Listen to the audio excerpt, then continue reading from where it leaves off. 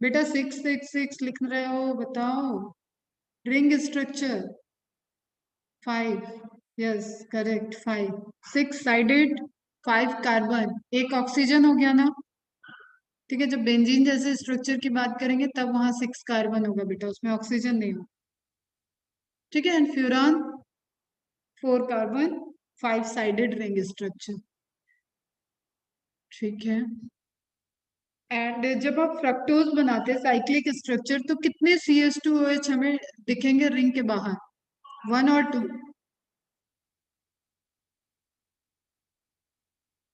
Okay. Sucrose is made up of what? Sucrose की monomer unit क्या क्या होंगी? What are the monomer units of sucrose?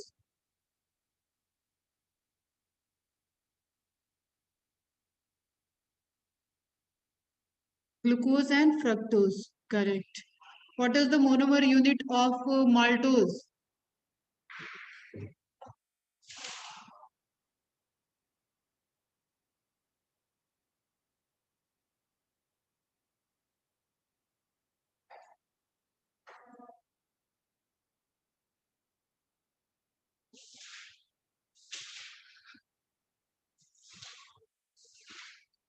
And lactose?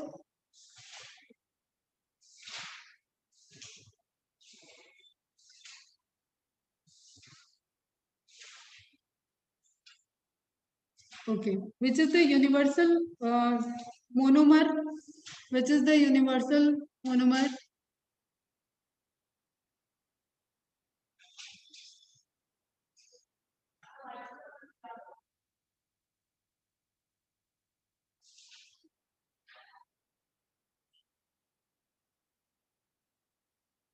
बताओ fast reply, एक दो ही रिप्लाई आ रहा है, सभी रिप्लाई करो। हाँ मनाली तुम्हारा देख लिया बेटा, करेक्ट है।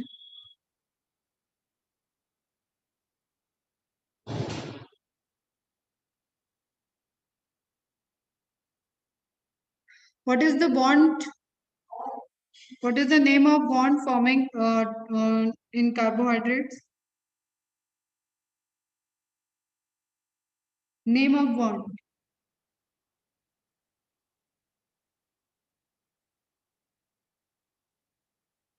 Which bond formation takes place by the addition of two monomer sugar या two monosaccharide?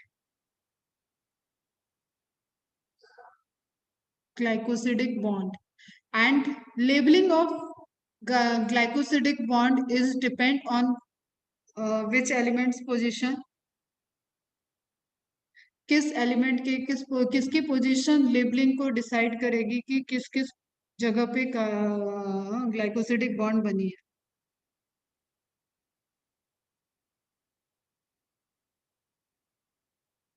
हाइड्रोजन की, ऑक्सीजन की, CHO की, या कार्बन की? ग्लाइकोसिडिक के बॉन्ड फॉर्मेशन में जैसे हमने लिखा अल्फा 1,4 ग्लाइकोसिडिक बॉन्ड, तो 1,4 इज डिनोटेड किसकी इंफॉर्मेशन को डिनोट कर रहा है 1,4?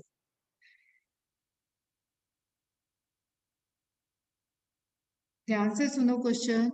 जब हम कहें alpha 1,4 linkage, alpha 1,4 glycosidic bond, alpha 1,2 glycosidic bond, तो 1,2 इज व्हाट? व्हाट बेटा? जो को आलम, जो इज व्हाट? योर जो is what here? Carbon, correct. ठीक है, कार्बन बेटा, कार्बन। कार्बन है ना जिसने H और OH को कैरी कर रखा है।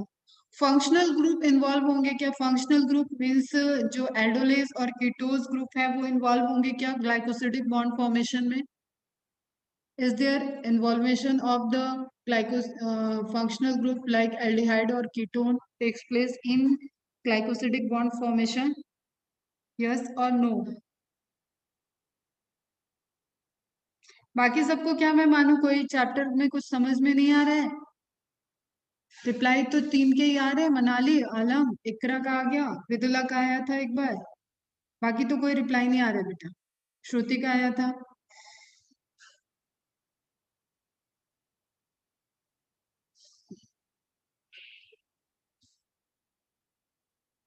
फंक्शनल ग्रुप लाइक CHO और कीटोन्स इन्वॉल्व होंगे ग्लाइकोसिडिक बॉन्ड में या नहीं?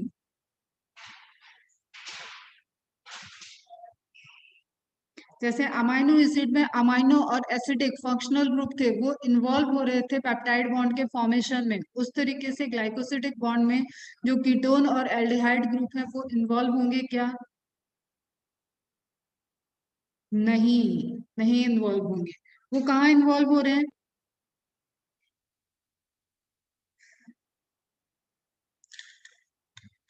एक्वस सॉल्यूशन में वो ग्रुप कहाँ पे रिएक्शन शो कर चुके हैं, कहाँ एंगेज्ड है वो?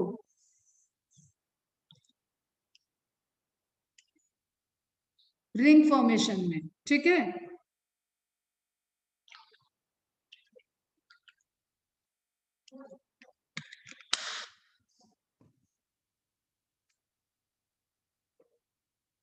मेरे क्वेश्चन समझ में आ रहे हैं ना? फ्यूरानोज किसको कहेंगे? फ्यूरेनोज?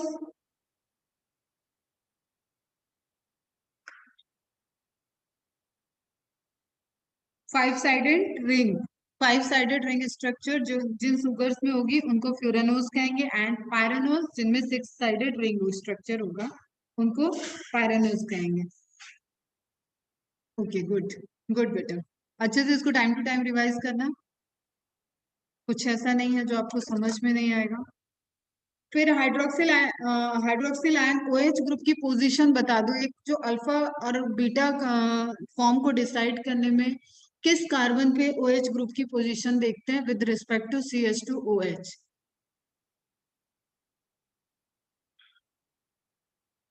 Carbon 1 2 3 4।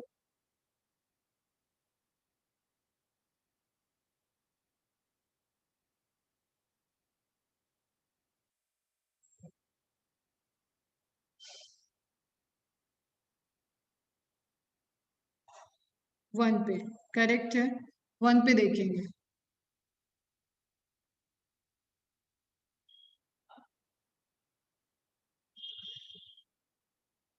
Alpha same beta opposite, उल्टा बोल रहे मनाली बेटा।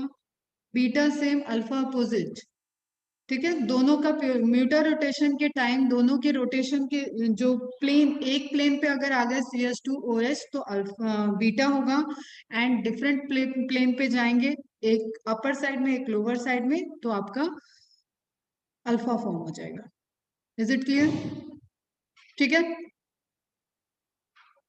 बाकी ये नेम नोट डाउन कर लिया होगा। तुम लोगों को बोला था सारे जो लैक्टोज और माल्टोज ये क्या है, उनके स्ट्रक्चर और उनके बॉन्ड के नेम जरूर नोट डाउन करोगे। जैसे बीटा 1,4 ग्लाइकोसिडिक बॉन्ड प्रेजेंट है लैक्टोज में। क्लियर? इट मीन्स कि यहाँ पे बीटा इन्वॉल्व है, बीटा पोजिशन, म्यूटारोटेशन में जो बीटा फॉर्म के हैं वो इन्वॉल्व हो रहे हैं। नाउ ट्राइसैकेराइड क्या हो गए? 3 monosaccharides join together to form trisaccharide. इसमें एक एग्जांपल जो कॉमनली पूछा जाता है दैट इज रेफिनोज, और रेफिनोज का नेचुरल सोर्स है सुगर बीट। सुगर बीट पता है सबको?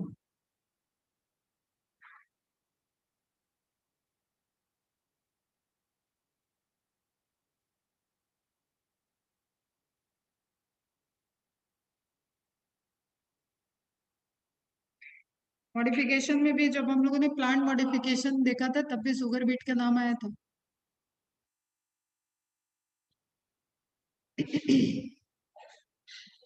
या बीटरूट। ठीक है, जो चुकंदर सलजम ये सब हो जाते हैं। ठीक है, अब ये ट्राइसैकेराइड है तो कौन कौन सी 3 यूनिट है? एक तो तुम्हारा यूनिवर्सल, उसको याद ही नहीं करना है, ग्लूकोज, फिर गैलेक्टोज एंड फ्रक्टोज। जितने आपने 3 मोनोमर पढ़े हैं ना, तीनों को ज्वाइंट करके रेफिनोज बना दो। Glucose galactose fructose, glucose galactose fructose, glucose fructose sucrose, glucose galactose आपका बना था लैक्टोज, एंड ग्लूकोज ग्लूकोज आपका बन गया था माल्टोज। वही 3 यूनिट को आपने ट्राइसैकेराइड में फॉर्म कर दिया एंड स्ट्रक्चर बन जाता है raffinose. Raffinose have 1 molecule of glucose, 1 molecule of galactose and 1 molecule of fructose. ठीक है, कितनी ग्लाइकोसिडिक बॉन्ड बनेगी बेटा यहाँ पे? कितने ग्लाइकोसिडिक बॉन्ड बनेंगे?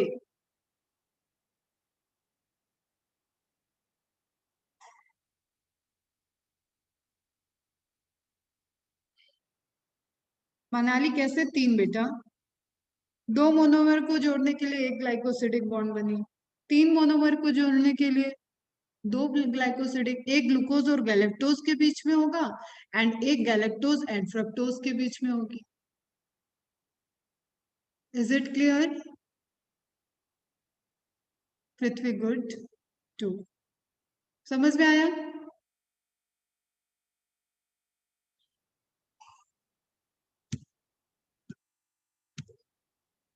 ठीक, अभी को तो स्वीटनिंग इंडेक्स कि कितना मीठा है, कोई चीज कितनी मीठ है, कितनी स्वीटनेस है, उसको मेजर किया जाता है, उस इंडेक्सिंग को बोलते हैं स्वीटनिंग इंडेक्स। तो आपको यहाँ पे कुछ चीज ध्यान में रखना है, स्वीटनिंग इंडेक्स के क्वेश्चन आए हुए हैं पिछले सालों में। माल्टोज का 32 होता है। लैक्टोज, आप देखो दूध आप बिना चीनी डाले खाओगे तो भी खाओगे कह रही हूँ, पियोगे तो भी उसपे थोड़ा सा मिठास रहता है। प्योर प्योर मिल्क की बात कर, ठीक है? प्योर मिल्क अगर आपको पीने को कभी मिले गांव में, जैसे कच्चा दूध लोग डायरेक्ट पी जाते हैं, तो उसमें एक मिठास होती है।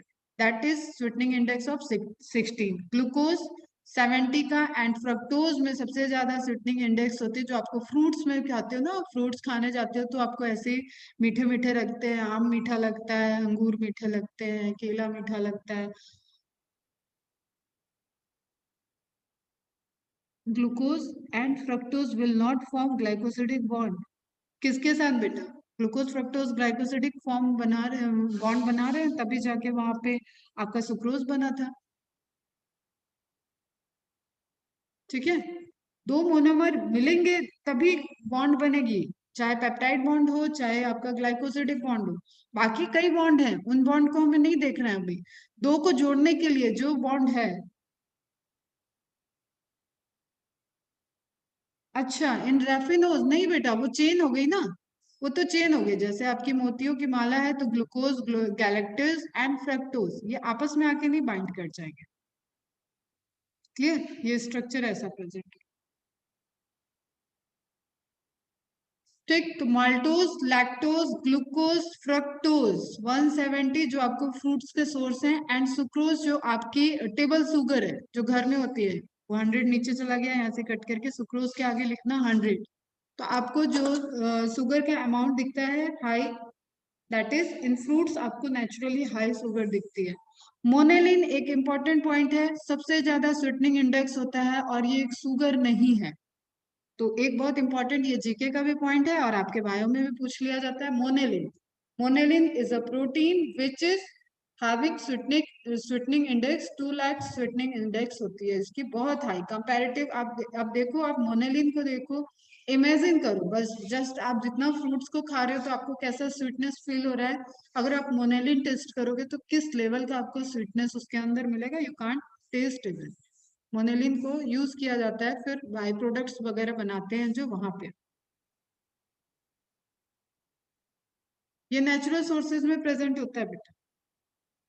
केमिकल सैकरीन, सैकरीन भी एक इंपॉर्टेंट केमिकल है जो ड्रग इंडस्ट्री वगैरह में भी यूज होता है, फूड इंडस्ट्री में यूज होता है। उसका भी जो स्वीटनेस इंडेक्स है वो होता है 40,000।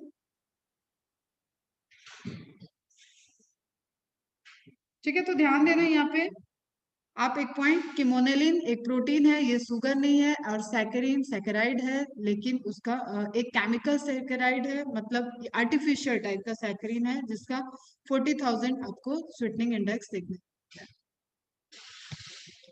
ठीक है, तो फ्रुक्टोज का पूछा जाता है, मोनेलिन आ जाता है, सैकरीन भी आ जाता है, लैक्टोज वगैरह नहीं पूछा जाता है। फिर आप देखो, most of the oligosaccharide in the cell are found on the membrane. ठीक है, लिपिड बाई लेयर पे आपको सैकेराइड मिल रहे थे, वहां पे ज्वाइनिंग करते हैं डिफरेंट डिफरेंट कंपाउंड से, लिपिड से किए तो ग्लाइकोलिपिड बन जाएगा, प्रोटीन से करेंगे तो ग्लाइकोप्रोटीन बन जाएगा। इस तरीके के वर्ड आपने मेरे मुंह से सुने हुए हैं बेटा सेल चैप्टर में। These are present at the outer side of the cell membrane. ठीक है, जो रिसेप्टर का फॉर्मेशन करेंगे जिससे कोई आपका सिग्नलिंग मॉलिक्यूल आगे बाइंड कर सकता है। क्लियर? नेम टैग मैंने एमएससी मॉलिक्यूल बताया था एक आपको बेटा, एमएससी रिसेप्टर बताया था, मेजर हिस्टोकम्पैटिबिलिटी कॉम्प्लेक्स। ठीक है, जो कि आपको जब ऑर्गन ट्रांसप्लांट होता है तो जो रिजेक्शन, ऑर्गन का रिजेक्शन जो होता है वो इस वजह से होता है क्योंकि हर हर एक इंडिविजुअल का अपना personal MSc molecule, personal MSc receptor उसकी हर एक सेल पे प्रेजेंट है। कुछ याद नहीं आ रहा क्या तुम लोगों को? मैंने नेम प्लेट का, घर के आगे नेम प्लेट लगा होगा, इस तरीके से एग्जांपल बताया था, वो आपका एक टैग है। ठीक, वो भी किसका बना होगा? कार्बोहाइड्रेट्स का बना होगा। Sucrose non reducing sugar and malt, अरे अच्छा, नॉन रिड्यूसिंग और रिड्यूसिंग तुम लोग को बताया नहीं। बस एक चीज ध्यान में रखना बेटा, अगर जो हम साइड चेन देख रहे थे, कीटोन और एल्डिहाइड ग्रुप, ठीक है, सीएचओ और aldehyde, sorry CHO and C double bond O, ये ग्रुप हम जो देख रहे थे keto group and aldehyde group, ये अगर फ्री है, ठीक है, ये फ्री है, समझना अब इस चीज को और एक एक लाइन में लिख लो। ठीक है, जब ये एल्डिहाइड ग्रुप जो कीटो ग्रुप है ये फ्री होंगे रिएक्शन करने के लिए, ऐसी शुगर सब क्या होती है? Reducing sugar. ठीक है, अब तुम इसको कॉमन एक थॉट में लाओ कि मोस्ट ऑफ द मोनोसैक्राइड जो होंगे वो नॉन रिड्यूसिंग, वो रिड्यूसिंग शुगर होंगी, वो फ्री होंगी। ठीक है, उनका एल्डिहाइड ग्रुप फ्री होगा। ठीक, एक्वस मीडियम की यहाँ पे बात नहीं हो रही है, इसलिए ध्यान में रखना। सीएचओ और कीटो ग्रुप कब फ्री होगा? देखो, जो हमारे बॉक्स में घर में सुक्रोज जब रखी है तो वो एक्वस सॉल्यूशन में नहीं है ना बेटा, तो वो लीनियर स्ट्रक्चर में हो सकती है ना। ठीक, उस टाइम उसका क्या रहेगा? अब एक एग्जांपल दे रही हूँ मैं, सुक्रोज, सुक्रोज वैसे नॉन रिड्यूसिंग है। ठीक, तो सीएचओ और कीटोज के ग्रुप अगर फ्री हैं, दूसरे रिएक्शन कर सकते हैं, फंक्शनल ग्रुप हमेशा केमिस्ट्री में रिएक्शन करते हैं। ठीक है, हाईली रिएक्टिव ग्रुप्स होते हैं। किसी चीज के स्ट्रक्चर की जो साइड चेन है, जैसे अमाइनो एसिड में आर ग्रुप, वो हाईली रिएक्टिव होंगे। फर्दर प्रोटीन को बनाने के अलावा जो प्रोटीन की रिएक्टिविटी, जो एंजाइमेटिक एक्शन है, दैट डिपेंड्स ऑन कि उसके साइड चेन में कौन से ग्रुप प्रेजेंट हैं। ठीक, सेम वे में आप यहाँ पे सैक्राइड देख लो, इस सैक्राइड के फंक्शनल ग्रुप क्या थे? CHO and keto group. ये अगर फ्रीली अवेलेबल होंगे तो ये रिड्यूसिंग पावर को शो करेंगे, और ये रिड्यूसिंग एजेंट कहलाते हैं उस वक्त, या रिड्यूसिंग शुगर हम इनको कहते हैं। जैसे आप मोनोसैक्राइड में देखो, maltose and lactose, sorry, maltose and lactose, ये आपके डाइसैक्राइड है, और ये आपको रिड्यूसिंग रिड्यूसिंग बिहेवियर को शो करेंगे। ठीक है, छोटी सी बात यहाँ पे लिख लो, free aldehyde and ketone group होंगे इनमें, free free aldehyde and ketone group. और जब आप ऑक्सीडेशन रिडक्शन पढ़ोगे तो वहां पे आप देखोगे इन ग्रुप का रोल होता है केमिस्ट्री में। ठीक है, तो जब ये प्रेजेंट होंगे तो वो हो जाएंगे रिड्यूसिंग शुगर, और जब ये अब्सेंट होंगे तो नॉन रिड्यूसिंग शुगर। ठीक है, मतलब उसके aldehyde and ketone side chain सारी चीजें इंगेज्ड हैं, वो रिड्यूसिंग पावर को नहीं शो कर रहे हैं, तो ऐसी शुगर को हम क्या बोलेंगे? Non reducing sugar. Non reducing sugar में मेनली डाइसैक्राइड और पॉलीसैक्राइड आ जाते हैं, एंड रिड्यूसिंग शुगर में आपकी मेनली मोनोसैक्राइड आती हैं, क्योंकि आपको पता है मोनोसैक्राइड अगर लीनियर फॉर्म में है तो उसका सीएचओ एंड कीटोन अवेलेबल रहेगा रिएक्शन के लिए। ठीक है बेटा, एंड कुछ डाइसैक्राइड आते हैं, जैसे यहाँ पे आपको माल्टोज और लैक्टोज का एग्जांपल दिया हुआ है। नहीं समझ में आया ये पॉइंट? चलो हम फिर से कोशिश करते हैं। Sucrose is non reducing sugar, it means की free aldehyde and ketone group upset.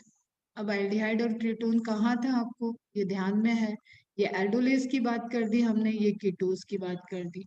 Aldolase which the aldolase which have free aldehyde group and the ketos which have free ketose group are playing role as a reducing sugar।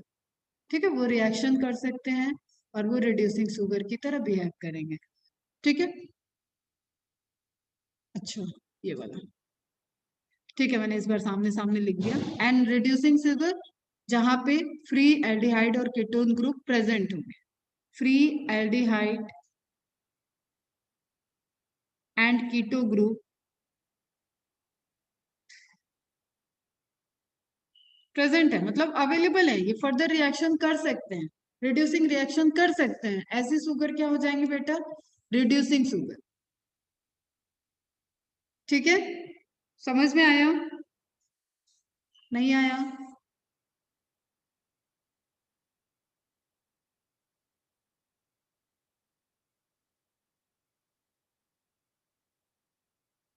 Ma'am कहना है कम क्यों, हाँ बेटा तुम रोज पूछते हो, तुमको रोज ही हम बताते हैं, आ सकते हो तुम। हम 6 बजे तक, 5:30 6 बजे तक तो आराम से रहते हैं यहाँ पे।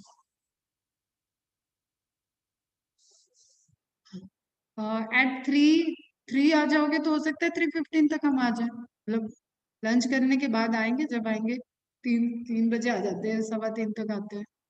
ठीक है, ये पॉइंट समझ में आया?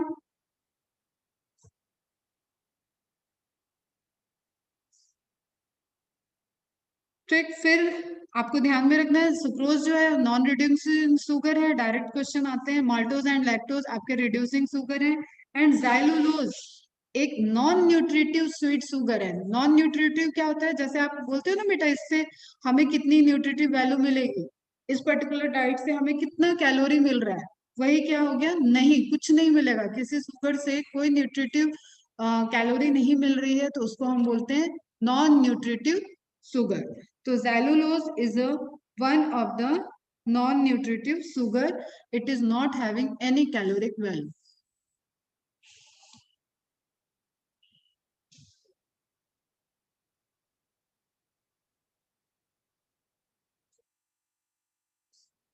नेक्स्ट देखते हैं, क्या कर रहे हो मैसेज पृथ्वी, अभी हम लोग बात करते हैं इस सब चीजों पे बाद में, अभी क्लास पे ध्यान दो। ठीक है, तुम्हें कब आना है, क्या करना है। इट इज नॉट, क्या कह रही मनाली, सोर्स ऑफ जाइलोलोज, जाइलोलोज का सोर्स,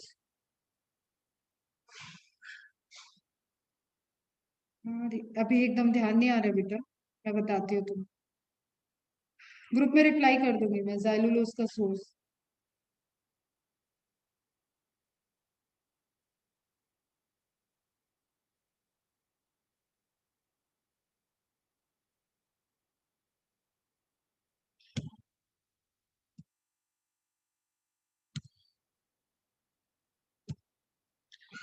फिर एरिथ्रोज एक रॉ मटेरियल है जिससे लिग्निन, आपने लिग्निफाइड सेल बताया था मैंने, तो लिग्निन, एंथ्रोसाइनिन, टायरोसिन सेकेंडरी जो बनते हैं ना डेरिवेटिव्स टाइप के, उस तरीके के प्रोडक्शन के लिए एरिथ्रोज एक शुगर है जो सेल वगैरह में प्रेजेंट होगा और वो रॉ मटेरियल की तरह यूज होता है। तो lignin, anthocyanin, tyrosine amino acid and phenyl alanine amino acid, इसमें फेनाइल एलेनिन अमाइनो एसिड पूछा जाता है बेटा, ये सब कंपोजिशन है, आपको कहीं ना कहीं फिजियोलॉजी में सारे नाम नाम आएंगे वापस, जब आप अंदर सेल के अंदर जो बॉडी के अंदर प्लांट के अंदर फिजियोलॉजी पढ़ रहे हो तो ये सब चीजें आएंगी। उसके लिए रॉ मटेरियल का सोर्स होगा एरिथ्रोज।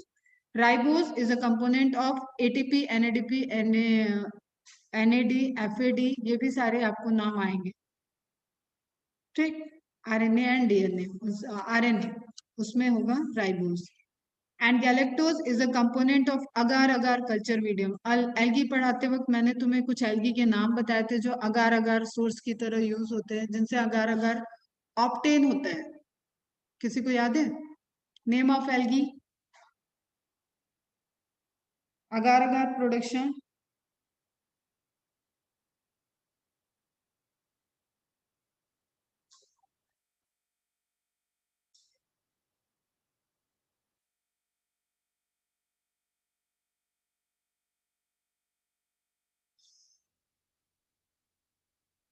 कौन बताएगा, चलो आज का चॉकलेट क्वेश्चन है।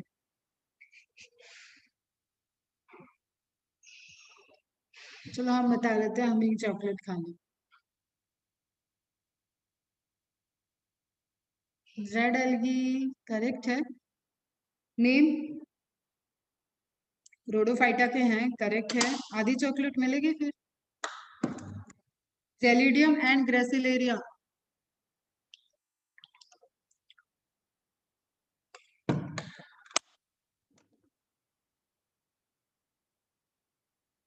ठीक है बेटा, कई जगह ये क्वेश्चन आएगा आपका, कई चैप्टर का कवरिंग है। देन हाँ, गैलेक्टोज कंपोनेंट है अगार अगार कल्चर मीडियम, जो माइक्रोबियल ग्रोथ के लिए यूज किया जाता है कल्चर मीडियम लेबोरेटरी में। इतना तो हो गया आपका cover about the micromolecule of carbohydrate. अभी पॉलीमर बचा है मैक्रोमोलिक्यूल वाला, मतलब ओलिगोसैकेराइड एंड पॉलीसैकेराइड, वो पोर्शन रिमेनिंग रह गया है। क्या क्या कवर हो गया आपका? सैकेराइड, मोनोसैकेराइड एंड डाइसैकेराइड, यहाँ तक कवर हो गया। ट्राइसैकेराइड भी एक आपने देख लिया।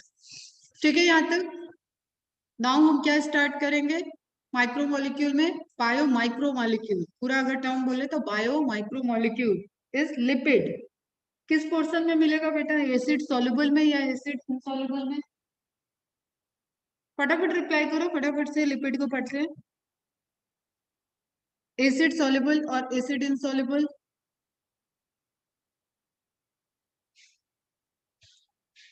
बॉडी में फंक्शन क्या है इसका? जो मैंने चार्ट बताया था उसके अकॉर्डिंग ये किस फंक्शन में रोल प्ले कर रहा है? एक ब्रॉड फंक्शन। एसिड सॉल्युबल में नहीं मिलेगा बेटा, इनसॉल्युबल में मिलेगा। Stores energy, very good. Acid insoluble में मिलेगा क्योंकि हाइड्रोफोबिसिटी होती है, लिक्विड में डिजोल्व नहीं होते हैं। ठीक है, एक्वस सॉल्यूशन में डिजोल्व नहीं होते, ट्राइक्लोरो एसिटिक एसिड में डिजोल्व नहीं होंगे, लेकिन कुछ अदर ऑर्गेनिक सॉल्वेंट है जहाँ पे ये डिजोल्व हो जाते हैं। Store fat. ठीक, कुछ पॉइंट देख लेते हैं बेटा फटाफट। अब लिपिड के केस में आप एक चीज ध्यान में रखो, lipid is not a macromolecule. आपको इसका ऐसा बहुत 10,000 डाल्टन वाला कोई लिपिड नहीं प्रेजेंट है। ठीक है, छोटा सा मॉलिक्यूल है compare to DNA, RNA, carbohydrate, protein. इनके चेन के कंपैरिजन में, इनके मॉलिक्यूलर वेट के कंपैरिजन में लिपिड का मॉलिक्यूलर वेट 800 डाल्टन तक होता है। बहुत आपको मेजर चेन नहीं मिलेगी, आप छोटे छोटे स्ट्रक्चर में लिपिड को पढ़ सकते हो। ठीक है, यहाँ पे एक अल्कोहलिक ग्रुप होगा और एक कार्बोक्सिलिक ग्रुप होगा, एक फैटी एसिड की चेन होगी। फैटी एसिड की चेन आपके ग्लिसरॉल या अल्कोहल से मर्ज हो जाती है, एस्टर बॉन्ड बनाती है और देन आपका लिपिड बन जाता है। तो वो जो फैटी एसिड की चेन है, that long chain decided the length of lipid. कितना बड़ा वो मॉलिक्यूल होगा वो उसकी चेन पर डिपेंड होगा। ठीक है, तो जनरल चीज है, अभी हम डिटेल में बताएंगे आपको फिर से।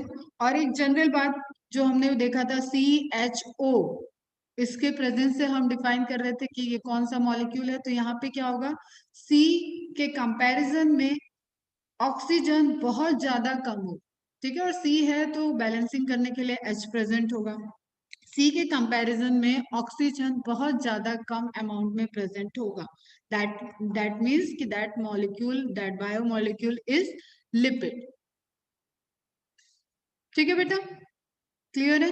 मैंने बोला तुम्हें एक हाइड्रोकार्बन चेन है, समझने की कोशिश करना, अभी इमेज से भी बताते हैं। हाइड्रोकार्बन चेन है और एक ग्लिसरॉल, या जस्ट आप जनरल ले लेते हैं कि कोई अल्कोहलिक है, एक OH ग्रुप है।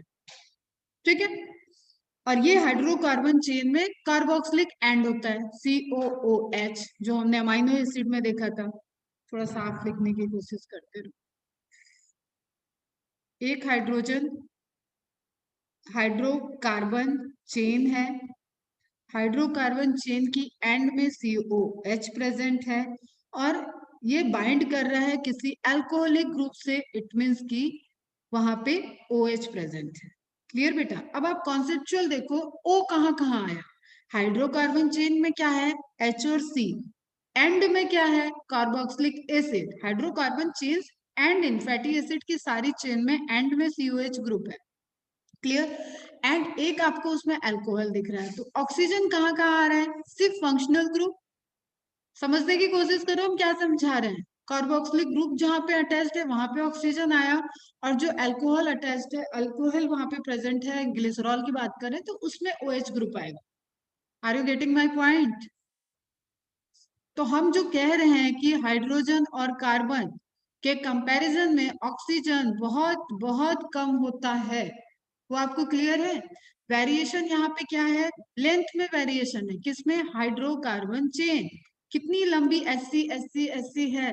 जैसे हम तुम्हें मीथेन बोले तो CH4, इसी तरीके से एक H को हटा के एक C आ गया, एक H को हटा के फिर C आ गया, फिर C आ गया, फिर C आ गया। तो आप आईपैक नेम पढ़ोगे तो आप इस तरीके की लॉन्ग चेन सी, और इसको बैलेंस करने के लिए जितनी लाइन हम खींच रहे हैं ना बेटा, ऊपर नीचे और दाएं बाएं है ही, ठीक है, फोर फोर वैलेंसी को कंप्लीट करते जाएंगे, तो जितने कार्बन उतने हाइड्रोजन उसकी बैलेंसिंग के लिए आ जाएंगे। Is it clear? और इसके लास्ट में हमने बोल दिया COH ग्रुप प्रेजेंट है। तो ऑक्सीजन कहाँ आया? यहाँ पे आया। एक्ट रिएक्शन किसके साथ कर रहा है? ये रिएक्शन किसके साथ कर रहा है? अल्कोहल के साथ, ग्लिसरॉल के साथ। तो ऑक्सीजन कहाँ आया? जो अल्कोहल का आपका OH होगा, इसलिए कंपैरेटिवली CH के कंपैरिजन में very very low amount of oxygen present in case of lipids. Is it clear? इतनी सी बात समझ में आ गई? बहुत छोटा है लिपिड, बहुत इजी है कंपैरेटिवली टू प्रोटीन और कार्बोहाइड्रेट से कंपेयर करें तो बहुत छोटी छोटी बातें हैं यहाँ। Okay, very good. Now term lipid proposed by blur, बड़े दिन के बाद कोई साइंटिस्ट आए हैं। ब्लूर जी का नाम याद रख लेना भैया, लिपिड इन्होंने प्रपोज किया था। Lipids are fatty acid esters of alcohol. अब देखो बेटा, ये ध्यान में होना चाहिए, जैसे हमने बोला carbohydrates are hydrates of carbon, ठीक है, वैसे वन लाइनर डेफिनेशन लिपिड्स का क्या होता है? These are the fatty acid esters of alcohol. अब एस्टर, एस्टरिफिकेशन ये आपको केमिस्ट्री में पढ़ाया जाएगा, बट आपको अभी यहाँ पे जो मैं कहानी सुनाई हूँ उसके हिसाब से आपको इतना समझ में आ गया होगा कि अल्कोहल का OH group and fatty acid का COOH ग्रुप, ये जब आपस में बाइंड करते हैं तो जो बॉन्ड बनाते हैं उस बॉन्ड को एस्टर बॉन्ड बोलते हैं, ठीक है, and this process is known as esterification. बाकी केमिस्ट्री में पढ़ना। समझ में आया? That's why it is known as fatty acid esters of alcohol. Is it clear?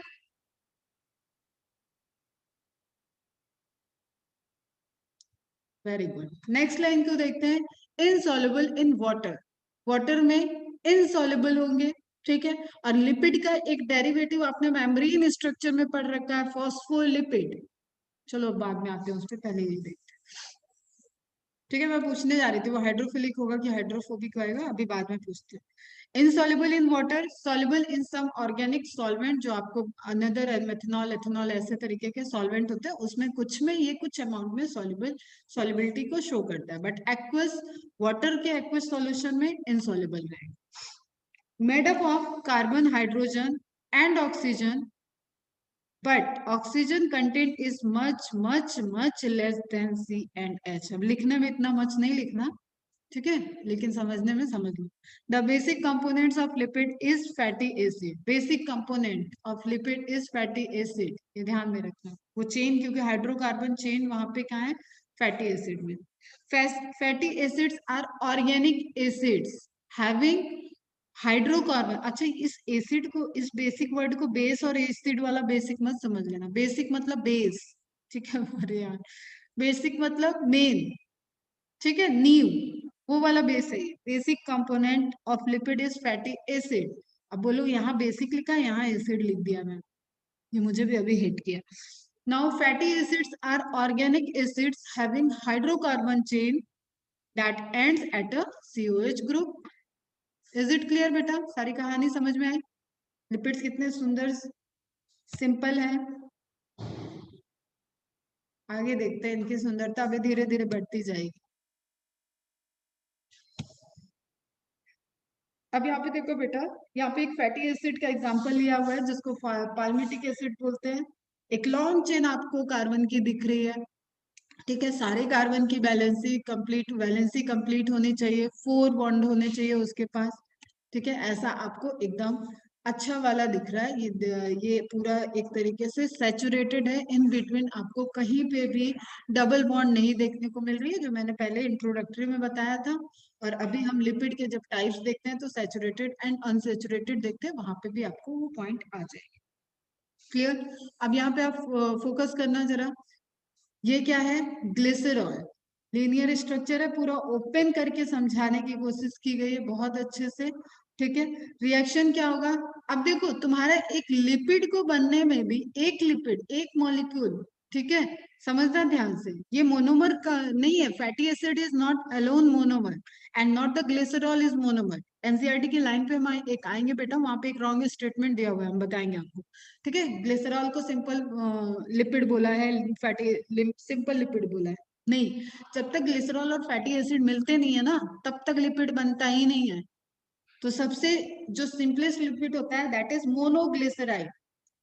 ठीक, एक ग्लिसरॉल के एक ओएच से सिर्फ रिएक्शन किया है एक फैटी एसिड की चेन। अब ध्यान से सुनना, ग्लिसरॉल का एक मॉलिक्यूल है, ये तीन मॉलिक्यूल नहीं है, एक ग्लिसरॉल है।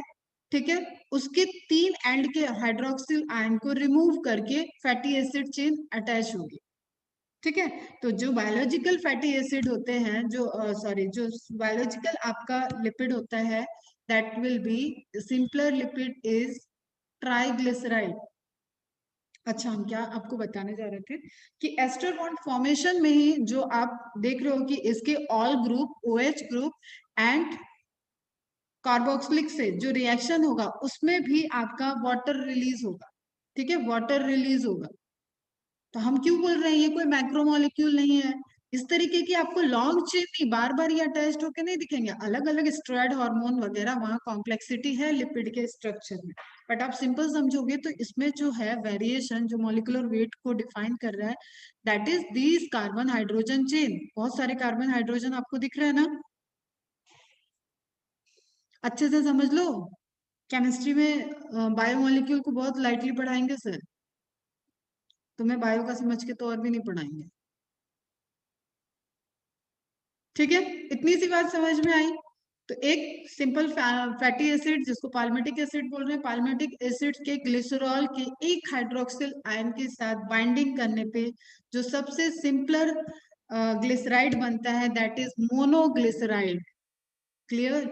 अब देखो, आप जो बायोलॉजिकल सिस्टम में सबसे सिंपलर होते हैं वो बेटा एकदम सिंपल है, इसके स्ट्रक्चर को देखो, डरो मत।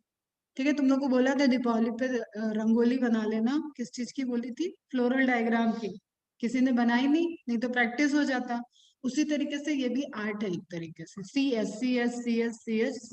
सी का जब नंबर पता चल जाता है तो आप उसको बैलेंसिंग करने के लिए सैचुरेटेड अनसैचुरेटेड अगर आपको पता है, अनसैचुरेटेड होगा तो ऑब्वियसली आपको इंफॉर्मेशन में आएगा कि किस कार्बन की पोजीशन पे अनसैचुरेटेड डबल बॉन्ड प्रेजेंट है। अदरवाइज आप सिर्फ सी एच उसको कंप्लीट कर दो तो आपका स्ट्रक्चर बन जाता है।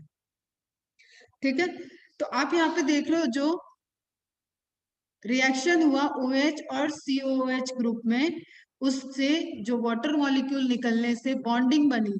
ठीक है, OCO बॉन्डिंग, OCO बॉन्डिंग, ध्यान से सुनो, that is ester linkage. Is it clear. अब एक ही ग्लिसरॉल मॉलिक्यूल था लेकिन तीन फैटी एसिड आ गए। एक ग्लिसरॉल मॉलिक्यूल है, 1 2 3 फैटी एसिड की चेन आके उससे बाइंड कर गई तो आपकी क्या बन गई, ट्राइग्लिसराइड। ठीक है, या you can say it try acyl glycerol, try acyl glycerol, या आप बोलो इसको ट्राइग्लिसराइड। तो जो बायोलॉजिकल सिस्टम में, बायोलॉजी में सिंपलेस्ट ग्लिसराइड मतलब लिपिड की बात करें तो दैट इज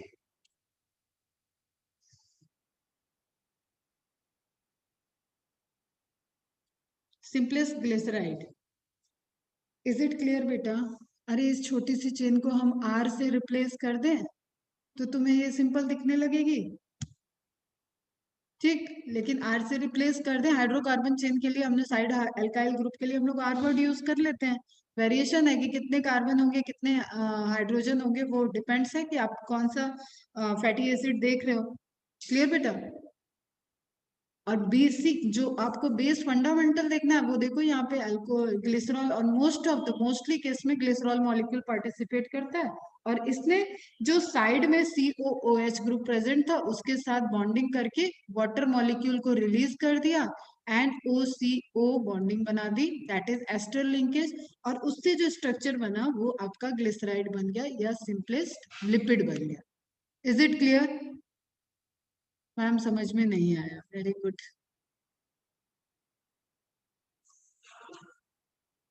कोई बात नहीं, दोबारा सुनो।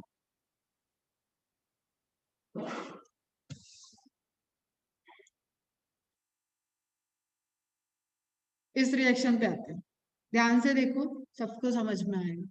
सबको दिख रहा है?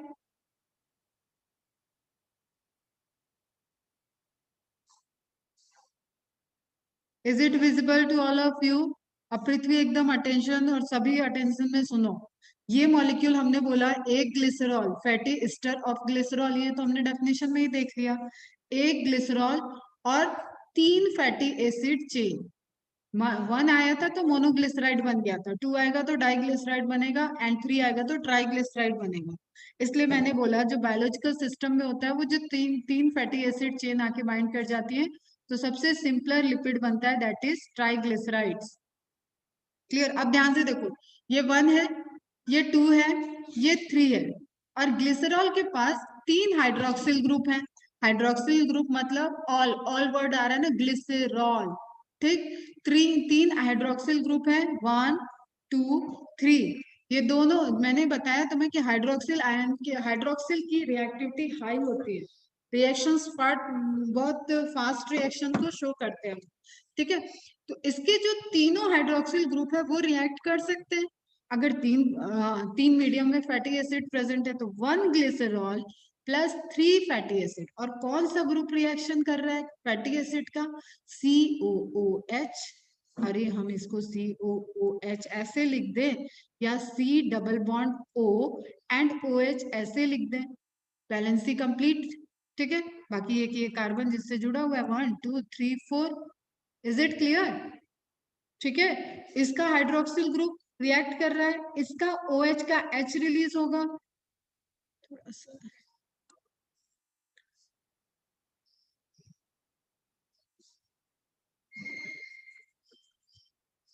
ध्यान से देखो बेटा।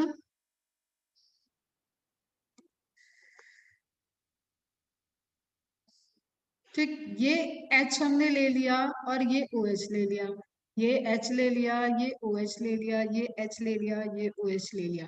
तीन मॉलिक्यूल H2O के बन जाएंगे। H plus OH minus is equal to H2O। Reaction is condensation dehydration reaction. Water molecule निकल रहा है तो इसको क्या बोलते हैं? Dehydration reaction. आपस में दो मॉलिक्यूल जुड़ रहे हैं वाटर मॉलिक्यूल के निकलने से, ऐसी प्रोसेस को क्या बोलते हैं? Condensation dehydration reaction. कंडेंस हो रहे हैं, कंडेंस करना क्या होता है? आपस में जोड़ना, ठीक है, कम कर देना, दैट इज कंडेंस फॉर्म।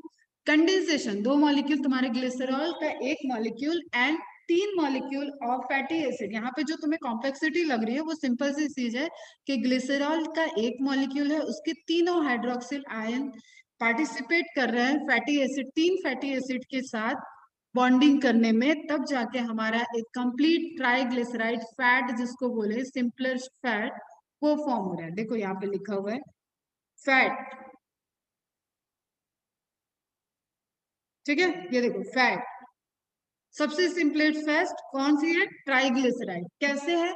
क्योंकि तीनों फैटी एसिड चेन में, तीनों हाइड्रोक्सिल ग्रुप को फैटी एसिड चेन ने रिप्लेस कर दिया, और क्या मिलेगा बेटा? तीन वाटर मॉलिक्यूल निकल रहे हैं, और ये आपकी बॉन्डिंग बन गई COC।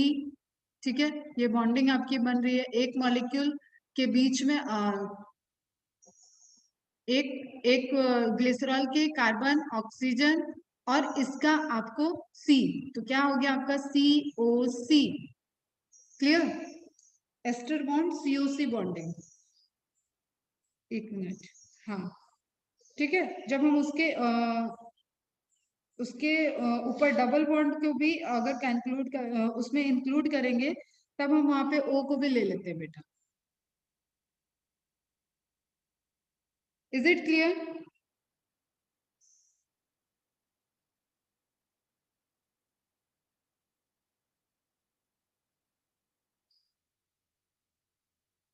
ठीक है, और उसके आगे पीछे आप ये पूरी चेन को रिप्लेस कर दो ना, कि ये तो आपको नंबर ऑफ कार्बन पता होगा, तो उसके अकॉर्डिंग आप कितनी लंबी चेन है वो डिफाइन कर सकते हो। देखो सबकी चेन अलग अलग है। अब आप यहाँ पे और पढ़ना चाहते हो तो देखो, ये सैचुरेटेड है, यहाँ पे आपको अनसेचुरेटेड दिख रहा है। ठीक है, अभी समझ में आया?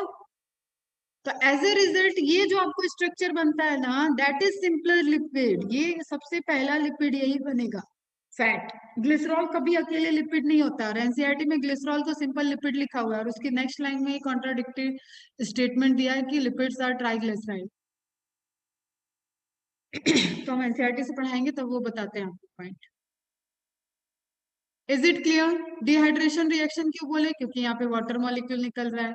अब इसका अपोजिट देखो, किसी बायोलॉजिकल सिस्टम में हाइड्रोलिसिस रिएक्शन क्या होता है? जब वाटर को ऐड करोगे तो वो ब्रेक डाउन हो जाएगा, वापस से वो दो मॉलिक्यूल में ब्रेक डाउन हो जाता है, और OH ग्रुप यहाँ पे बन जाएगा। ठीक है, जो तुम्हारा CO, देखो ये C, ये O एंड ये COC बॉन्ड बन रहा था। ठीक है, ये ब्रेक होगा तो फिर से इस O के पास H+ आ जाएगा, एंड ये OH, ये तुम्हारा जो O C के पास रहेगा, यहाँ पे तुम्हारा OH बन जाएगा, तो COH अपने को कंप्लीट कर लेगा। चलो छोड़ो तुम लोग, ये तुम लोग को हैवी जा रहा है तुम्हें। ठीक है, हाइड्रोलिसिस रिएक्शन, जस्ट वाटर को ऐड करेंगे तो वापस से वो अपने मोनोमर जो छोटे छोटे यूनिट से वो बना है उसमें डिग्रेड हो जाता है, दैट इज हाइड्रोलिसिस। एंड जब कंडेंस होता है तो दैट इज डिहाइड्रेशन, कंडेंसेशन। इतनी सी बात समझ में आई? And formation of fat takes place by the reaction between the OH group of glycerol and COOH group of fatty acid। इतनी केमिस्ट्री तो पढ़ाएगा भी नहीं कोई बायोलॉजी में बेटा, जितना पढ़ा रही हूँ फिर भी बोल रहे हो समझ में नहीं आता। Is it clear? रटना ना पड़े इतना बता रही हूँ इसलिए। अब देखो, आप नॉर्मल टेम्परेचर पे देखते होगे कुछ चीज सॉलिडिफाइड दिखता होगा, कुछ फैट, जैसे डेली रूटीन में आप ऑयल को देखो, रिफाइंड ऑयल देखो तो वो लिक्विड फॉर्म में दिख रहा है। आप बटर खरीद के लाओ तो बटर आपको, जब तक आप तवे पे नहीं डालोगे तो तब तक वो लिक्विड फॉर्म में नहीं कन्वर्ट होगा। ठीक है, सॉलिड फॉर्म में दिख रहा है। तो ये आप आइडेंटिफिकेशन कर सकते हो जनरल की, क्या चीज सैचुरेटेड है, क्या चीज अनसैचुरेटेड है। क्लियर? अनसैचुरेटेड लिक्विड फॉर्म में दिखती है और सैचुरेटेड आपको सॉलिडिफाइड फॉर्म में दिखेंगी।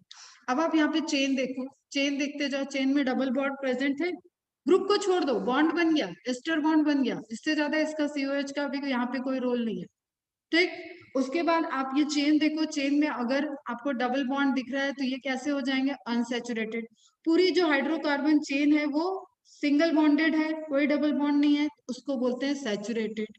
जहां पे भी डबल बॉन्ड होगा, ये आपको हमने फॉस्फोलिपिड के टाइम में भी ये फंडामेंटल बनाया था कि जहां डबल बॉन्ड होगा वहां पे टिल्ट आएगा, एक कर्व आएगा। इसलिए हम फॉस्फोलिपिड का स्ट्रक्चर ड्रॉ करते हैं तो ऐसे करते हैं, ये हाइड्रोफिलिक टेल, ये सॉरी हेड, एंड ये हाइड्रोफोबिक टेल। अब याद नहीं आ रहा होगा तो बेटा ये भी टफ लगेगा। फॉस्फोलिपिड पढ़ाया ना अच्छे से? अच्छा सोच के बताओ, अभी फैटी एसिड, तुम्हें फैट बनाना बताया मैंने, एक लिपिड का डेरिवेटिव हो गया फॉस्फोलिपिड। फॉस्फोलिपिड हम कैसे बना दे, इस ट्राइग्लिसराइड के स्ट्रक्चर को कैसे फॉस्फोलिपिड में कन्वर्ट कर सकते हैं? क्या करते हैं हम वहां पे? क्या चीज ऐड हो रहा है? उसका नाम चिल्ला चिल्ला के बोल रहा है कि क्या ऐड हो रहा है उसमें।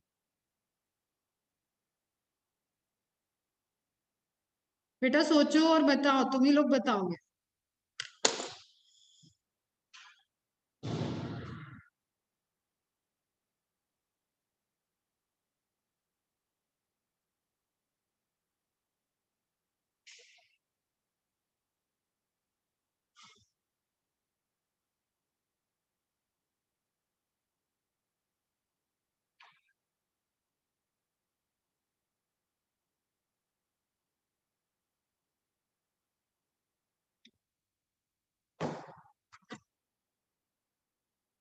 नहीं बताओगे?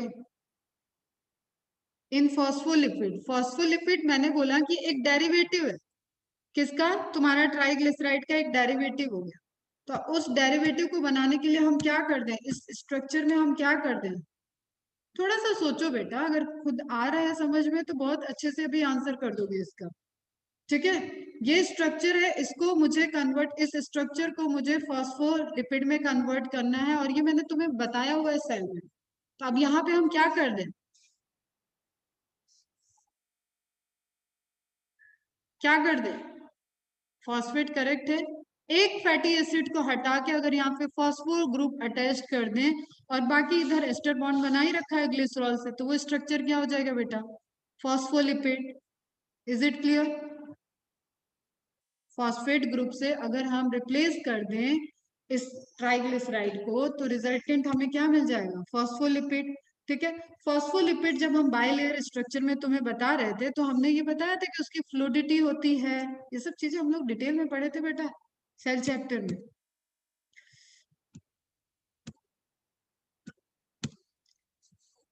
सुनो ध्यान से, फ्लूइडिटी की बात की थी, हाइड्रोफोबिक हाइड्रोफिलिक एंड की बात की थी, जब बाइलिपिड स्ट्रक्चर बना रहे थे बाइलिपिड लेयर तो हम लोग ऐसे बना रहे थे ना, ऐसे ऐसे ऐसे ऐसे।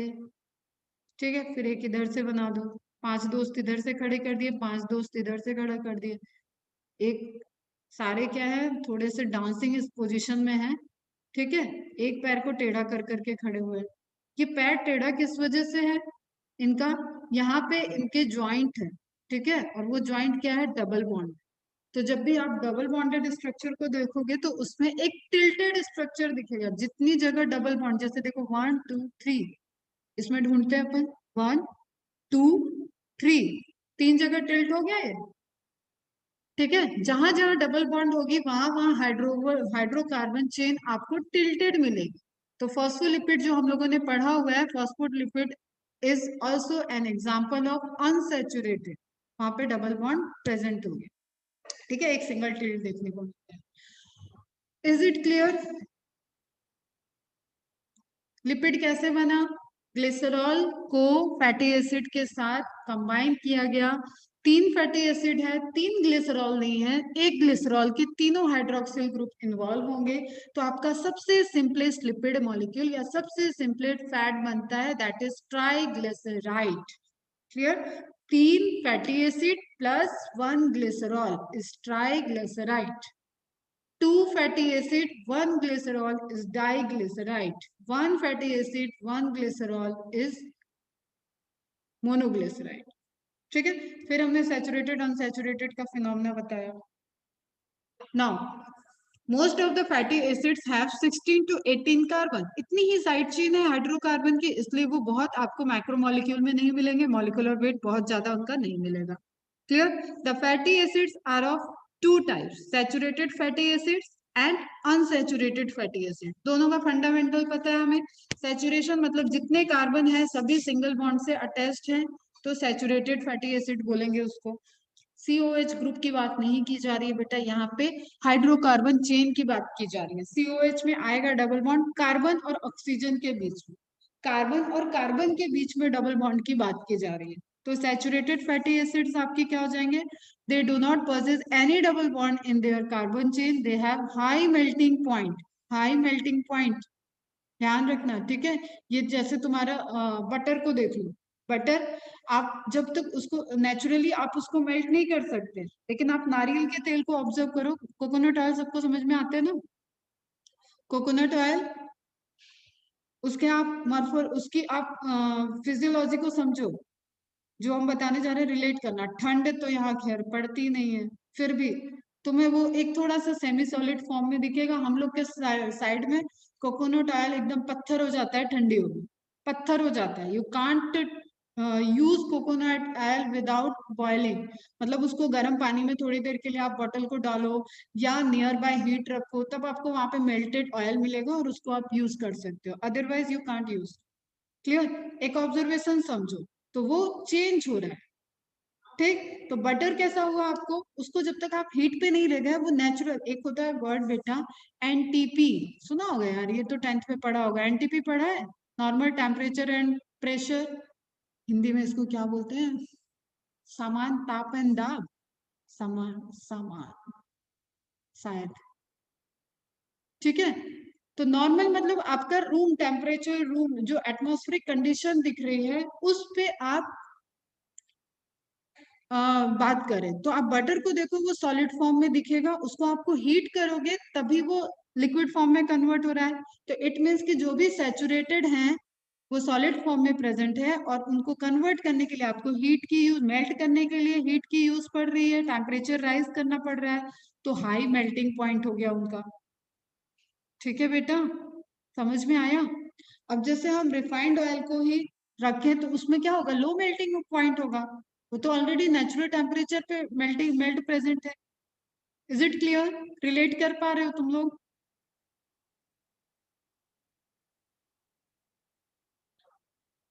कभी कभी ऐसा लगता है ना मैं तुम लोगों पे कितना, हाँ सामान्य तापमान नहीं, ताप एंड दाब, समान ताप एंड दाब, ताप मीन्स टेम्परेचर एंड दाब मीन्स प्रेशर। कभी कभी लगता है ना तुम लोगों को एकदम टेंस से निकाल के ऐसा कहाँ पे डाल दिया है, बट ठीक है, यहाँ पे दया की गुंजाइश नहीं है, हमें कंपटीशन में जाना है और इसकी भी डेप्थ पढ़नी है, तो बी रेडी। बस आज के लेक्चर की चीज आज समझ में आ गई है, ये इतना ही छोटा छोटा टारगेट रखना है। आज के लेक्चर की चीज आज समझ में आनी चाहिए, बिना लेक्चर समझे, अगर लेक्चर में नहीं समझ में आए तो आज दिन नहीं कंप्लीट होना चाहिए। ठीक है, समझ में आना चाहिए, भले ही कोई कितना डेप्थ पढ़ा रहा है, कंसंट्रेट रहो, समझ में आ रहा है तो ओके, पढ़ाते जाओ पढ़ाते जाओ पढ़ाते जाओ, ऐसा होना चाहिए टेंडेंसी। ठीक है बेटा, अपनी अपनी एक बात बताओ, मैं तुम्हें बहुत ऐसे टीचर्स नहीं मिलते थे पहले, नहीं आपको ये गूगल यूट्यूब और ये सब इतना अवेलेबल था कि आप कोई अपना सॉल्यूशन क्लियर कर पाओ, तो हम लोगों को बुक स्टडी बहुत करनी पड़ती थी, हमें बुक से ही जवाब मिलता था, बुक ही हमारी सबसे बड़ी दोस्त। हम बुक स्टडी नहीं करेंगे तो हमारा कुछ हो ही नहीं सकता था, हम पार नहीं कर सकते थे, हम क्वालिफाई नहीं कर सकते थे। We are not dependent on teacher. अगर आप स्कूल में एक टीचर है आपके टाइम में और उस टीचर ने आपकी क्वेरी रिजॉल्व नहीं की, तो आपको कोई अदर सोर्स मिल ही नहीं सकता। ठीक है बेटा, you are totally dependent on book study. तो हम बुक स्टडी में जाते थे, फिर हमें चीजें समझ में आ जाए, ठीक है। अदरवाइज आप ढूंढोगे कोई बड़ा भाई, कोई बड़ी बहन, कोई पढ़े लिखे लोग जो आपको बता दे, तो आपको मिल गई, सॉल्यूशन हो गया, नहीं तो आप समर वेकेशन का वेट करो, लिख के जाओ। जैसे मैं तो फिर भी पापा मम्मी ठीक है पढ़े लिखे हैं तो हो गया, नहीं तो कुछ मेरे ऐसे दोस्त थे कि वो समर वेकेशन में घर जाते थे, अपने रिश्तेदारों से मिलते थे, तब जाके उनकी क्वेरी रिजॉल्व होती थी, और कुछ हम लोग की भी नहीं होती थी, हमें भी अलग रिसोर्सेज में जाना पड़ता था। तो मतलब मैं तुम्हें ये बता रही हूँ कि बहुत टफ होता था। तो आज की डेट में आपको ये सब चीजों की फैसिलिटी अवेलेबल है, तो आप उस पर्टिकुलर पॉइंट को आज के लेक्चर में जो इंक्लूड किया गया है उसको आप अपने बुक से, अपने टीचर से, अदर रिसोर्सेज से, और बहुत अदर रिसोर्सेज में जाने की जरूरत नहीं है, बहुत ज्यादा भ्रमण करने की बिल्कुल भी जरूरत नहीं है। कॉन्टेक्ट योर टीचर, ठीक है, रिजॉल्व योर डाउट्स। आप, मैं ये पॉइंट क्यों बोल रही थी, हाँ मैं ये बता रही थी कि अगर आप मुझसे कांटेक्ट किए बिना इसमें लगोगे, बुक स्टडी में लग जाओगे और दूसरे रिसोर्सेज में, मतलब एनसीईआरटी से वो आपको नहीं, वो पॉइंट दिया नहीं तो आप दूसरा कुछ जाओगे, तो आपको, you will take time to resolve that particular query, और हो सकता है मेरे से कांटेक्ट कर लोगे तो आपको within 30 second, 1 minute, max to max 5 minute में आपको सॉल्यूशन मिल जाएगा। ठीक है, तो just save your time, complete your day task, day by day जो आपके टास्क हैं, टारगेट है, उनको आप कंप्लीट करने की हैबिट डालना। मुझे भी बुरा लगता है बेटा, मैंने 12th के बच्चों से भी डिस्कस किया कि बायोमोलिक्यूल क्या करें, एनसीईआरटी बेस्ड से पढ़ा दे क्या, फिर बाद में ले। बच्चों ने मुझे बोला नहीं मैम, बिल्कुल भी नहीं, अगर बायोमोलिक्यूल शॉर्ट में हो गया तो उनको फिजियोलॉजी नहीं समझ में आएगी, अपने सीनियर से पूछना तुम। ठीक है, इसलिए बेटा थोड़ी सी मेहनत जरूर है, लेकिन बाकी चीजें आगे, कहते हैं ना मक्खन खाना है आपको, बटर आप पसंद कर रहे हो तो थोड़ी सी मेहनत कर लो, बाद में आपको बटर मिलेगा। Is it clear? तो सैचुरेटेड अनसैचुरेटेड को अपने डेली लाइफ से रिलेट करके समझो, आपको समझ में आएगा। They do not possess any double bond in their carbon chain, ये थियरी हो गई। They have high melting point, इसमें मैंने आपका बटर का एग्जांपल दिया, उसको आप रिलेट करो। दे आर सॉलिड और सेमी सॉलिड, इसलिए ये किस कंडीशन में देखने को मिलेंगे आपको, सॉलिड या सेमी सॉलिड कंडीशन में देखेंगे at room temperature. Most of the animal fats are saturated. अब एक जनरल आप जान लो कि प्लांट सोर्सेज से जो फैट मिलते हैं, प्लांट सोर्सेज से, जैसे आपको रिफाइंड में सोयाबीन ऑयल आप देख रहे हो, जेमिनी वगैरह को जो आप देखते हो, ठीक है, ऑलिव ऑयल देख रहे हो, प्लांट रिसोर्सेज से जो फैट है वो क्या होंगे, सैचुरेटेड होते हैं। ठीक है, ठीक, अनसेचुरेटेड होते हैं। एंड एनिमल फैट, जैसे अभी मैंने बटर की बात की, वो कैसे हो जाएंगे बेटा, सैचुरेटेड। तो प्लांट्स के सोर्स से अनसेचुरेटेड, और हम लोगों के लिए हेल्दी कौन से फैट होते हैं? हेल्दी फैट भी, अब इसके एक्सेप्शंस हर जगह है बेटा, हम जनरल चीजें बता रहे हैं। अनसैचुरेटेड फैट हेल्दी होते हैं, ऐसा करते ही नहीं होना चाहिए। अरे डाइट, हम तो डाइट कॉन्शियस हैं, हम फैट खाएंगे नहीं, फैट हमें लेना नहीं है। फैट नहीं खाओगे बेटा, नर्वस सिस्टम ब्लॉक हो जाएगा कुछ टाइम में। फैट वेट सब जरूरी है, एसेंशियल बायोमोलिक्यूल्स हैं ये, ठीक है। तो most of the animal fats are saturated. जो तुम देखो तो पंजाबी लोगों को देखो एकदम बढ़िया डोले सोले, और उनके चिक को देखो एकदम ग्लोइंग स्किन है, जस्ट बिकॉज ऑफ उनके डाइट में फैट बहुत ज्यादा होता है, ठीक है। तो बहुत पॉजिटिव चीजें भी है, फैट आप लो, उसको आप एक्सरसाइज से बर्न कर दो, आप स्टोरेज मत होने दो, एक्सेस स्टोरेज ना होने दो, लेकिन जितना आपका डेली रिक्वायरमेंट है उसको तो आपको डाइट से कंप्लीट करना होगा। Most of the animal fats are saturated and general formula. अब आ जाओ बेटा थोड़ा जनरल फॉर्मूला पे। बेसिकली जिसमें हाइड्रोजन ज्यादा होगा उसका मेल्टिंग, बेटा पिट दूंगी मैं। जिसमें हाइड्रोजन हाँ कह सकती हो, हाइड्रोजन देखो दोनों में ज्यादा हो जाएगा। कार्बन कितना है, उससे हाइड्रोजन कितने अटैच्ड है ये डिफाइन हो जाएगा। करेक्ट है आलम, तुम्हारा कॉन्सेप्ट भी ठीक है, ठीक है। बेसिकली हम कह सकते हैं कि जिसमें जितना हाइड्रोजन है, लेकिन देखो दो मॉलिक्यूल अगर कंपैरेटिवली हम देख दें और एक में कार्बन का नंबर हाई कर दें, कार्बन का नंबर हाई करते ही अपने आप हाइड्रोजन का नंबर हाई हो जाएगा, और हो सकता है वहां पे डबल बॉन्ड प्रेजेंट हो, तो तुम्हारा कॉन्सेप्ट फेल हो जाएगा, ठीक है बेटा। समझ में आई मेरी बात?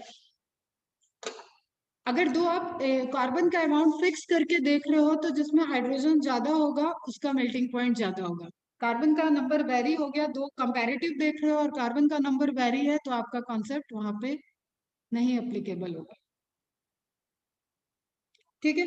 तो अब इसका एक जनरल फॉर्मूला देख लो, CnH2ON, CnH2ON, CnH2nO2, ON नहीं, H2nON तो तुम्हारा कार्बोहाइड्रेट हो गया, CnH2nO2। अब आप कार्बन के नंबर को कितना उसमें तुम्हारा जैसे, चलो एग्जांपल से समझते हैं इसको। अगर हम कहें कि कार्बन 10 है, हाइड्रोजन 10 to the 20 है, एंड ऑक्सीजन फिक्स कर दिया हमने O2 ही है, ठीक है। O2 है, सब में ऑक्सीजन का नंबर 2 है। सैचुरेटेड फैटी एसिड का एग्जांपल ले रहे हैं, जनरल फॉर्मूला उनका यही होता है, CnH2nO2।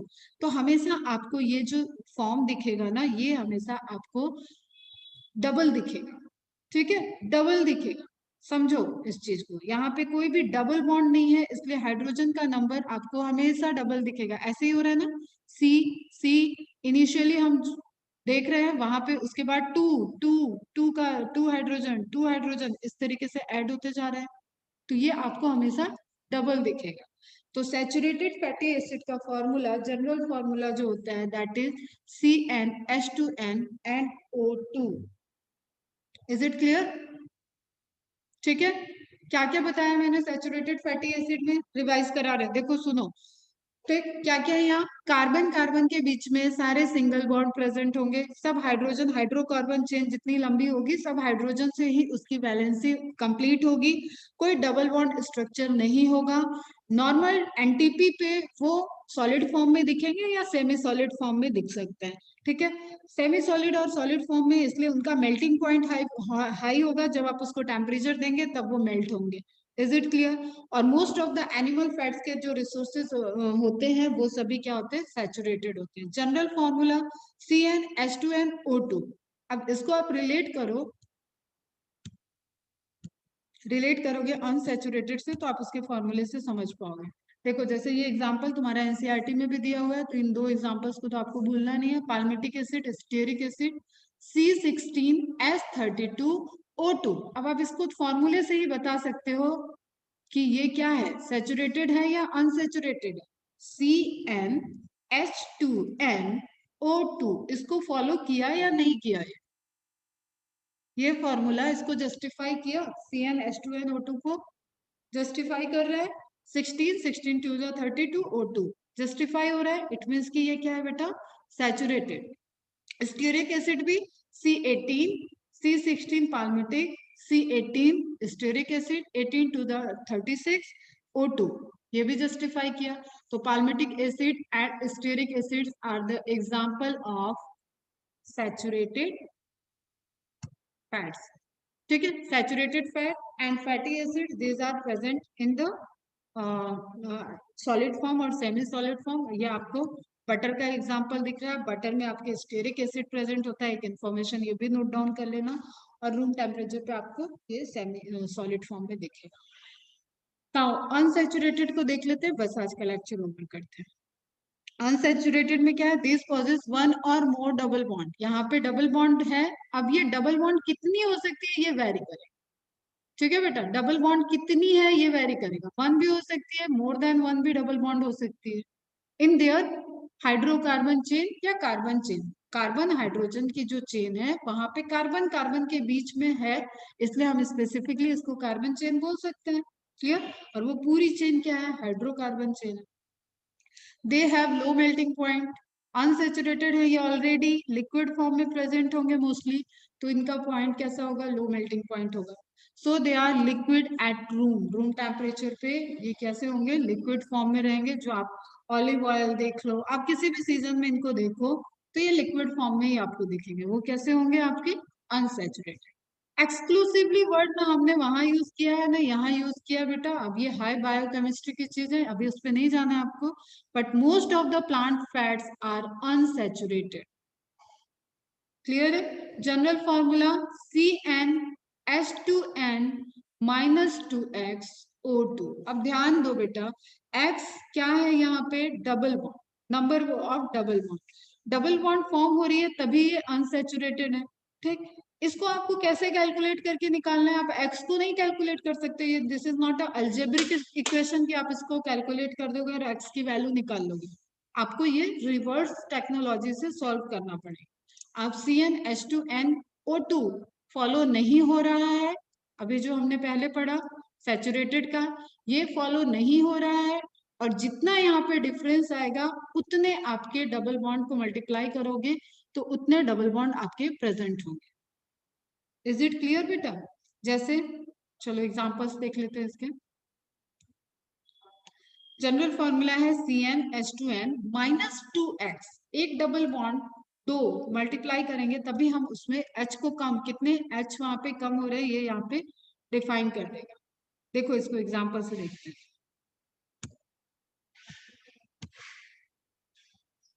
ठीक है, जैसे एक कैलकुलेट कर लेते हैं ओलिक एसिड, ओलिक एसिड को कैलकुलेट करो मेरे साथ ही, तुम लोग के भी पेन चलने चाहिए। CnH2nO2 ये फॉलो हो रहा है क्या, C18H30 कितना होना चाहिए 36। ठीक है, 36 नहीं है ये O2, 36 में 34 कितना कम है, -2। ठीक है, कितने डबल बॉन्ड होंगे यहाँ पे, 2x। ठीक है, x की वैल्यू कितनी आई बेटा, x की वैल्यू आ जाएगी आपकी 2 डबल। ठीक है, जितना डिफरेंस है उससे आप कैलकुलेट कर लोगे। सेम वे में आप देखो लिनोलेइक एसिड में 36 कितना डिफरेंस है, 4 का डिफरेंस है। ठीक है, 4 को आप 2 से डिवाइड करो, 2 डबल बॉन्ड आ जाएगी। 2 का डिफरेंस मतलब एक डबल बॉन्ड प्रेजेंट है, 4 का डिफरेंस 2 से डिवाइड करो, 2 डबल बॉन्ड प्रेजेंट होगा। लिनोलेनिक एसिड जो कि इसेंशियल फैटी एसिड होता है, लिनोलिक एसिड ये भी इसेंशियल फैटी एसिड होता है, एराकिडोनिक एसिड ये भी इसेंशियल, ये तीनों इसेंशियल फैटी एसिड है। ठीक है, ये हमारे बॉडी में प्रोड्यूस नहीं होते, इनको हमको डाइट से लेना पड़ता है। क्लियर, इन सब का इंडिविजुअल कैलकुलेट करके देखोगे बेटा और मुझे बताओगे इसमें डबल बॉन्ड कितने हैं नंबर में, नंबर ऑफ डबल बॉन्ड, और एक पेज पे करके कैलकुलेट और उसके बाद हमको व्हाट्सएप कर दोगे। बस इतना ही करते हैं आज।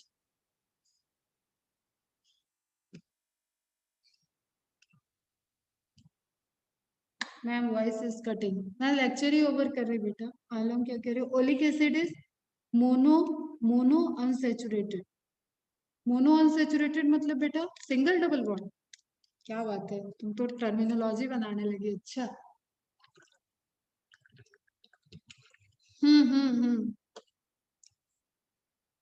करेक्ट, जितना आएगा।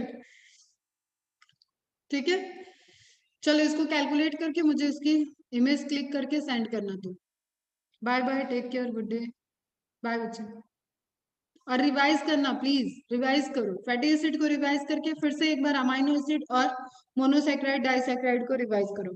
डेली पीछे का रिवीजन करो, तब ये चैप्टर अभी पॉलीमर में जाओगे तो फिर से मोनोमर की चीजें आएंगी आपकी।